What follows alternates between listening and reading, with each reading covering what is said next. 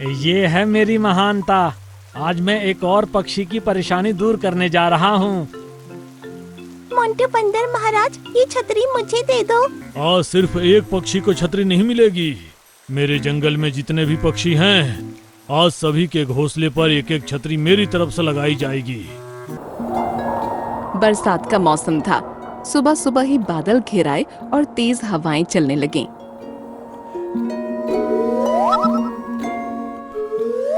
अरे वाह, बारिश आने वाली है। अब तो बहुत मजा आएगा। रामू हाथी, लोमड़ी, लकड़बग्घा, मोंटू बंदर, कालू भालू, जेब्रा सभी बहुत खुश थे। तभी जोरों के बादल गरजे और बारिश शुरू हो गई। ये है, कितना ठंडा पानी है। जहाँ एक तरफ सभी जानवर बारिश का मजा ले रहे थे, वहीं दूसरी तरफ पंछियों की मुसीबत थी। टीनू चिड़िया अपने बच्चे के साथ आराम से सो रही थी। तभी उसके घोंसले में पानी आने लगा। अरे अरे, ये सुबह सुबह इतना पानी कैसे आ गया? वो दोनों जाग उठे तो पाया बारिश हो रही है। उफ, इतनी तेज बारिश! मेरे घोंसले में तो पानी बहुत तेजी से भर रहा है। उठ जाओ मुन्ना। बेचारे दोनों अपने ही घोंसले से बाहर निकले और पेड़ की मोटी डाली के नीचे बैठ गए। दूसरी तरफ चिंकी मैना का भी यही हाल था। उसका घोंसला काफी बड़ा था और उसके अंदर पानी लबालब भर गया था। अरे अरे चिंकी के पापा, सब बाहर निकलो, कहीं घोंसला गिर ना जाए। इनके बाहर आते ही इनका घोंसला इनकी आंखों के सामने नीचे गिर गया। हे भगवान! जब तक बारिश होती रही, इसी तरह पक्षियों को परेशानी होती रही। दोपहर में जब मौसम खुला तो सभी शेर खान के पास इकट्ठा हुए। शेर खान, बारिश के मौसम में हम सभी पक्षी बहुत परेशान हैं। आपको हमारे लिए कुछ करना ही पड़ेगा। मैं भला बारिश से मुकाबला कैसे कर सकता हूँ? बारिश तो कुदरती चीज है। मैं उसको ना ही रोक सकता हूँ और ना ही उससे लड़ सकता हूँ। तभी मोंटू बंदर बोला, भले ही तुम लोगों ने राजा शेर खान को चुना हो, लेकिन मैं अगर इसकी जगह होता तो मैं तुम लोगों की परेशानी जरूर दूर कर देता। ये सुनकर सभी जानवर और पक्षी उसकी तरफ गुस्सैल नजरों से देखने लगे। तभी फिर से बादल घिर आए और सभी अपने अपने घरों को चल दिए। शेर खान भी सोच में डूबा बारिश में भीगता हुआ आगे बढ़ गया। कुछ कदम बढ़ाने पर शेर खान को एक ट्रक नजर आया। उस ट्रक से एक डाकू बाहर निकला। आहा, आज तो मजा ही आ गया। एक ट्रक लूटा है। जरूर इसमें महंगे महंगे आइटम होंगे जिनको बेचकर मैं माला माल हो जाऊंगा। लेकिन पहले एक शिकार करके पेट पूजा कर ली जाए। ये तो शिकार करना चाहता है। मैं इसको मेरे जंगल के एक भी जानवर को नहीं मारने दूंगा। तभी शेर खान उस पर झपट पड़ा और उसे खत्म कर दिया। शेर खान ने भर पेट उसका मांस खाया और फिर वहां से चला गया। तभी मोंटू बंदर वहां आया। अरे अरे, ये तो ट्रक है, लेकिन ये जंगल में क्या कर रहा है? उसने कुछ सोचा और ट्रक के अंदर घुस गया। ट्रक के अंदर रखी हुई हजारों छतरियों को देखकर उसकी आंखों में चमक उतर आई। मोंटू बंदर एक छतरी को लेकर जंगल की तरफ चला गया। बारिश तेज हो रही थी और सभी पक्षी अभी भी परेशान थे। कुछ जानवर टीनू चिड़िया के पेड़ के नीचे खड़े थे। टीनू बहन, तुम्हारा घोंसला पानी से भर चुका है। ये गिरने वाला है। इससे बाहर निकल जाओ। नहीं, मैं इसके अंदर से नहीं निकलूंगी। मेरे निकलते ही ये नीचे गिर जाएगा। तभी मोंटू बंदर वहां पहुंचा और बोला, परेशान होने की कोई जरूरत नहीं है। अब मोंटू बंदर आ गया है। ये बारिश मेरे जंगल के किसी पक्षी का कुछ नहीं बिगाड़ सकती। मोंटू बंदर ने छतरी खोली और टीनू चिड़िया के घोंसले के ऊपर रख दी। अब पानी बिल्कुल भी घोंसले पर नहीं आ रहा था। धीरे धीरे पानी घोंसले से बह गया और ये देखकर सभी खुश हो गए। अरे वाह मोंटू बंदर, ये क्या जादुई चीज लेकर आए हो? इसने तो बारिश के पानी को बिल्कुल रोक दिया। इस चीज को छतरी कहते हैं। मैंने ये जादू सिर्फ अपने जंगल के पक्षियों को बचाने के लिए सीखा है। मैं रोजाना अपने जादू के इस्तेमाल से एक छतरी लेकर आऊंगा और एक एक करके सभी पक्षियों के घोंसले के ऊपर ये छतरी आ जाएगी। मोंटू बंदर, हम गलत थे। सच में तुमने तो बारिश का भी लाश ढूंढ निकाला। अब तो लगता है तुमको हमें राजा मान ही लेना चाहिए। मोंटू बंदर जिंदाबाद। तभी शेर खान भी वहाँ आ पहुँचा। ये सब क्या चल रहा है? शेर खान देखिए, मोंटू बंदर ने किस तरह अपने जादू के जरिए इस छतरी को बनाया और मेरी परेशानी दूर कर दी। आप तो ऐसा करने की सोच भी नहीं सकते। जादू सीखकर छतरी बनाई। शेर खान को छतरी देखकर समझ आ रहा था कि मोंटू बंदर जरूर जानवरों का बेवकूफ बना रहा है, लेकिन ऐसा करके वो पक्षियों की परेशानी दूर कर रहा था, इसलिए उसने कुछ न कहा। अब सभी जानवर और पक्षियों ने मोंटू बंदर को मान देना शुरू कर दिया। पूरा दिन उसकी सेवा में लगे रहे। शाम के टाइम सभी पक्षी उसके सामने प्रस्ताव लेकर जमा हुए। मोंटू बंदर, आज रात आप अपने जादू से जिस छतरी को बनाओगे उसे मेरे घोंसले पर लगाना। मेरे घोंसले का बारिश की वजह से बहुत बुरा हाल है। जरूर मैना, मैं सुबह तक तुम्हारी परेशानी दूर कर दूंगा। रात ठीक 12 बजे मोंटू बंदर फिर से ट्रक के पास पहुंचा और एक छतरी उससे निकाल लाया। सुबह होने पर बारिश शुरू हुई। वो मैना के घोंसले पर गया और उसके ठीक ऊपर छतरी लगा दी। मोंटू बंदर राजा की जय हो। मोंटू बंदर राजा की जय हो। मोंटू बंदर राजा की जय हो। मोंटू बंदर राजा की जय हो। शेर खान वहीं खड़ा ये नजारा देख रहा था। इतने सारे पक्षी परेशान हैं और ये एक रात में सिर्फ एक ही छतरी लेकर आता है। आज देखना ही पड़ेगा कि ये कौन से जादू की बात कर रहा है। उस रात शेर खान ने मोंटू बंदर का पीछा किया और उसे पता चल गया कि मोंटू बंदर ट्रक से छतरी उठाकर लाता है। ये देखकर शेर खान मुस्कुराने लगा। अगली सुबह तेज बारिश में मोंटू बंदर फिर से एक छतरी लेकर खड़ा था और कई पक्षी उसके सामने खड़े थे। ये है मेरी महानता। आज मैं एक और पक्षी की परेशानी दूर करने जा रहा हूँ। मोंटू बंदर महाराज, ये छतरी मुझे दे दो। तभी शेर खान वहाँ पर आ गया। आज सिर्फ एक पक्षी को छतरी नहीं मिलेगी। मेरे जंगल में जितने भी पक्षी हैं, आज सभी के घोंसले पर एक एक छतरी मेरी तरफ से लगाई जाएगी। शेर खान, क्या आपने भी मोंटू बंदर के जैसा जादू सीखा है? रामू हाथी, सामने आओ। कुछ दिन पहले एक डाकू एक ट्रक को लेकर जंगल में आया था। वो जंगल के जानवरों का शिकार करने के लिए बाहर निकला था। तभी मैंने उसका शिकार कर लिया था और वहां से चला गया था। मुझे पता नहीं था कि वो ट्रक छतरियों से भरा पड़ा है। लेकिन जब ये मोंटू बंदर वहां पहुंचा तो इसने ट्रक से एक छतरी उठा ली और यहाँ आकर टीनू के घोंसले पर लगा दी।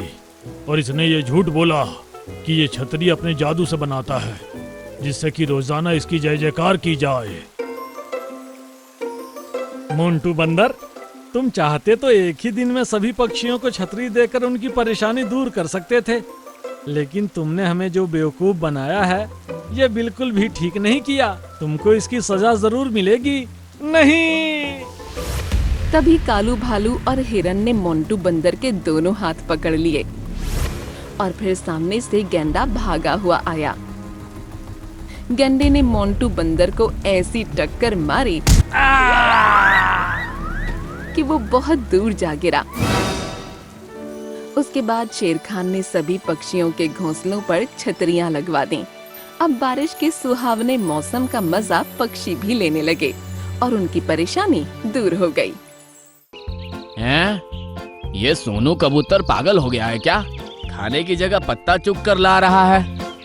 सोनू कबूतर, मुझे लगता है कि तुमने इस टोकरी में 20 पत्ते तो जमा कर ही लिए हैं, लेकिन ये पत्ते आखिर तुम इकट्ठा क्यों कर रहे हो? ड्रीमलैंड जंगल में मौसम बहुत सुहाना था। आज धूप नहीं निकली थी और ठंडी हवाएं चल रही थीं। वाह, कितना प्यारा मौसम है। 50 डिग्री की गर्मी झेलने के बाद ऐसा मौसम देखकर बहुत अच्छा महसूस हो रहा है। जहाँ जंगल में सभी पंछी खुश थे, वहीं सोनू कबूतर बहुत ज्यादा परेशान दिख रहा था। अभी से इतनी घने बादल और ठंडी हवाएं, जब बरसात का मौसम आएगा तब भला क्या होगा? यही सोचते हुए वो टीनू चिड़िया के पास गया। अरे ओ टीनू चिड़िया, आज तुम्हारे घर में खाने को कुछ है क्या? असल में मेरे पंख में दर्द हो रहा है, इसलिए मैं खाना तलाश करने नहीं जा सकता। माफ करना कबूतर भैया, हम तो बस अपने और अपने बच्चों के लिए ही खाना तलाश कर लाते हैं और उसे खाकर सो जाते हैं। इसका मतलब है कि तुम सिर्फ उतना ही खाना ढूंढ कर लाते हो जितना तुम आज खा सकते हो। कल के खाने की तुम्हें कोई फिक्र नहीं। अरे ओ सोनू, क्यों मेरी बीबी को टेंशन दे रहा है? कल की कल देखी जाएगी। अभी से सोचने लगे तो सो भी नहीं पाएंगे। चलो डार्लिंग, सोने चलते हैं। सोनू कबूतर ने आगे कुछ नहीं कहा और वो चिंकी मैना के पास गया। चिंकी मैना, मुझे बहुत भूख लगी है, क्या तुम्हारे पास कुछ खाने को मिलेगा? कबूतर भैया, अगर तुम कुछ देर पहले आ जाते तो हम तुमको अपने साथ ही खाना खिला लेते, लेकिन अभी तो हमारा सारा खाना खत्म हो गया। ये सुनकर कबूतर आगे चला गया। इसी तरह वो कई घरों में गया, लेकिन कोई भी उसको ऐसा नजर नहीं आया जिसको कल की फिक्र हो। अब वो थक कर तालाब के किनारे बैठ गया और गहरी सोच में डूब गया। जंगल में जब बारिश आएगी और घर से निकलना मुश्किल होगा, तब ये सब क्या खाएंगे? ये तो कल की कोई चिंता ही नहीं करते। इस बारिश के मौसम में मेरा आधा जंगल तो भूखा रहकर ही खत्म हो जाएगा। फिर मैं अकेला जीकर क्या करूंगा? उसके दिमाग में बस यही बात घूमती रही और घंटों उसने ऐसे ही निकाल दिए। तभी उसके सामने एक देवी प्रकट हुई। सोनू कबूतर, तुम इतना परेशान क्यों हो रहे हो? अरे, आप तो कोई देवी लगती हैं। प्रणाम देवी। तुम्हारी दुखी दिल की पुकार इतनी ज्यादा थी कि सात आसमान पर बैठी हुई मैं भी उसको सुनकर खुद को यहाँ आने से रोक ना पाई। बोलो, तुम्हारे दुख का कारण क्या है? देवी जी, मेरे जंगल के सभी पक्षी बड़ी ही आराम परस्त वाली जिंदगी जी रहे हैं। कुछ ही दिनों में बरसात का मौसम शुरू होने वाला है और इनको उसकी कोई चिंता ही नहीं है। बरसात में जब इस इलाके से निकलना भी मुश्किल होगा तो ये लोग कहाँ से खाना लाएंगे और कैसे जिंदा रहेंगे? बस इसी बात की चिंता मुझे खाए जा रही है।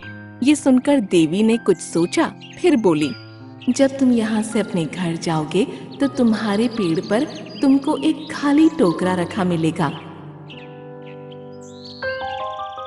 एक खाली टोकरा? लेकिन उससे मेरी समस्या का क्या समाधान होगा? अब देवी ने सोनू कबूतर के कान में एक बात कही और फिर वो गायब हो गई। सोनू कबूतर खाने की तलाश में निकल पड़ा। काफी ढूंढने पर उसे एक अमरूद का पेड़ नजर आया। शुक्र है, एक पेड़ तो दिखा। उसने अमरूद के पेड़ से अमरूद खाया और फिर उस पेड़ से एक पत्ता तोड़कर ले गया।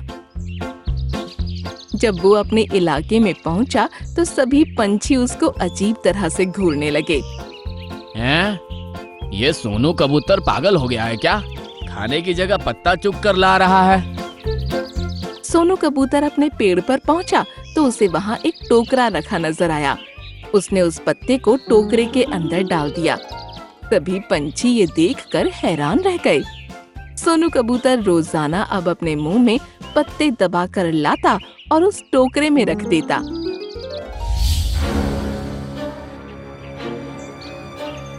सोनू कबूतर, मुझे लगता है कि तुमने इस टोकरे में 20 पत्ते तो जमा कर ही लिए हैं, लेकिन ये पत्ते आखिर तुम इकट्ठा क्यों कर रहे हो? सभी पक्षी ध्यान से सुनो, इस टोकरे को भरने की अकेली जिम्मेदारी मेरी नहीं है। आज से तुम लोग जो भी फल खाओगे, तुमको भी उस पेड़ का एक पत्ता लाकर इस टोकरे में डालना है। और मेरी उम्र सबसे ज्यादा है तो तुमको मेरी बात माननी ही पड़ेगी। हाँ, बड़े तो तुम हो लेकिन पागल हो गए हो। खैर कोई बात नहीं, ठीक है, तुम्हारी बात मानेंगे। उस दिन से सभी पंछी जिस पेड़ से भी फल खाते उस पेड़ का एक पत्ता तोड़कर ले आते। अरे भाइयों, बारिश बहुत तेज है। ऐसे में हम उड़कर दूसरे जंगल में खाना ढूंढने नहीं जा सकते। जमीन पर भी पानी भर चुका है। ऐसे में हमें रास्ता भी याद नहीं रहेगा। हाँ, सही कहा तुमने। अब तो बारिश थमने के बाद ही कुछ हो सकता है। सभी पंछी बहुत परेशान थे और बारिश के रुकने का इंतजार कर रहे थे, लेकिन बारिश नहीं रुकी और सभी को जोरों की भूख सताने लगी। तभी सोनू कबूतर भी वहाँ आकर बैठ गया। बोलो, तुम लोग सब कैसे परेशान दिख रहे हो? तुमने सही कहा था सोनू कबूतर, हमें आज के साथ साथ कल के बारे में भी सोचना चाहिए था और खाना जमा करना चाहिए था। आज बारिश आने पर हम और हमारे बच्चे भूखे हैं। अगर हमने उस दिन तुम्हारी बात मान ली होती तो हम सभी के पास खाना होता। मुझे पता है कि तुम लोगों को वक्त आने पर पछतावा जरूर होगा। खैर, अब तो बहुत देर हो चुकी है। अब भूखा मरने के अलावा कोई रास्ता नहीं बचा है। कबूतर भैया, अगर हम इस बार जिंदा बचे तो मौसम खुलने पर तुम्हारी बात जरूर मानेंगे। अब तुम लोगों ने मेहनत करने का फैसला कर ही लिया है तो मैं भी ये दिखा देता हूँ कि मैं उस टोकरे में पत्ते क्यों इकट्ठा कर रहा था।